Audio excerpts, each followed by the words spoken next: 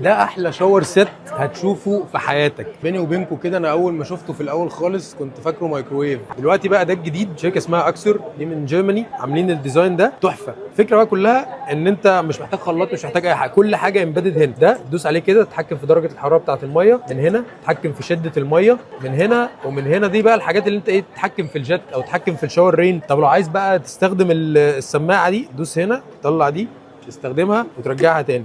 وفي نفس الوقت ده يعتبر زي نيش كده بالنسبه لك، تحط الشامبو والشاور جel بتاعك وتحط كل حاجه في المكان ده. تستخدم نفس التايلز اللي انت مستخدمها على الحيطه تستخدمها جوه هنا. برضو ده ديزاين تاني مع باك جراوند مختلفه، نفس الفكره. ده 2 بutton، في حاجات بتبقى 3 بutton زي ده مثلا. ده هتلاقوا هنا 3 buttons، ده عشان تتحكم في دي، والاثنين دول بقى عشان تتحكم في الشاور رين. وبصوا برضو على التفصيله بتاعه الشاور رين، بصوا الجزء اللي هنا ده، بصوا التفصيله دي عامله ازاي، تحس ان هي زي ما تكون اندستريال لامب او حاجه يعني.